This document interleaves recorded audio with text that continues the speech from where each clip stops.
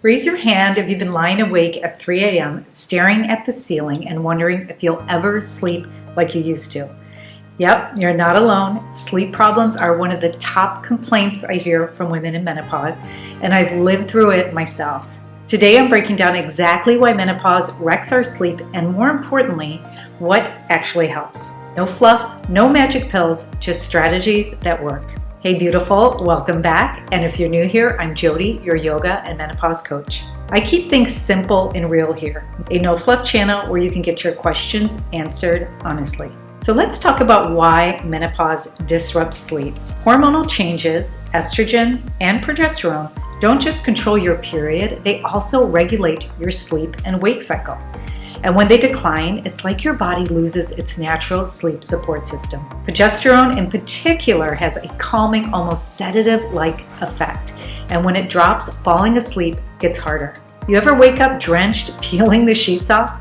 That's your body's thermostat misfiring. Estrogen usually keeps our temperature stable, and when it dips, the heat waves roll in. Menopause messes with cortisol too, your stress hormone. Higher nighttime cortisol means your brain stays switched on exactly when you want it to power down. Weight gain, body aches, or even just more bathroom trips at night all add to the broken sleep picture. So let's go over the building blocks for good sleep. Build a sleep-friendly routine. Go to bed, wake up at the same time every day, even on the weekends. Your brain loves consistency.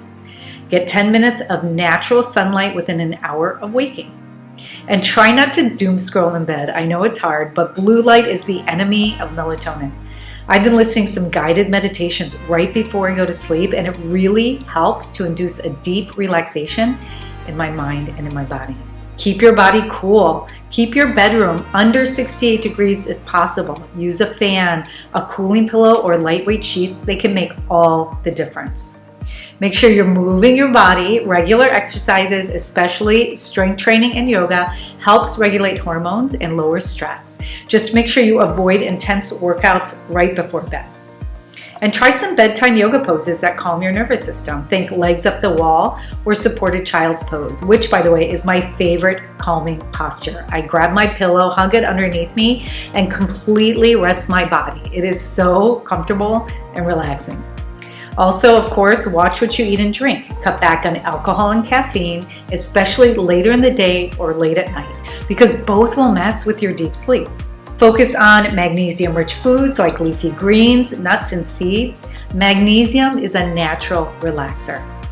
And for stress management, try simple breath work before bed. Inhale through your nose for 4, exhale through your mouth for 8. It lowers your heart rate and signals your body to relax. Sleep tools you can actually use. Sometimes it's the simplest tools that make the biggest difference. An eye mask. I always sleep with an eye mask. It blocks out light, which is so helpful because even the smallest bit of light can really affect your sleep.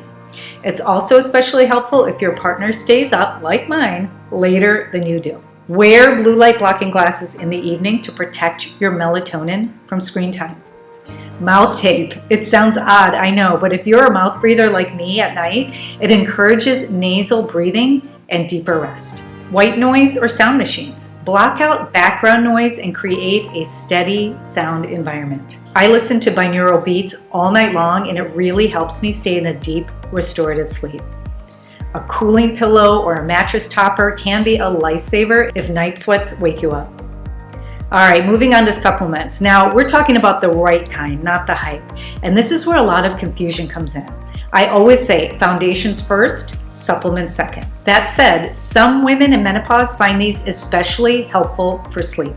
Magnesium glycinate or threonate for calming the body, low-dose melatonin if you struggle falling asleep, L-theanine or glycine for relaxing the mind and cooling the body, and ashwagandha if stress and anxiety are the main culprits. CBD is another option, but quality really matters here.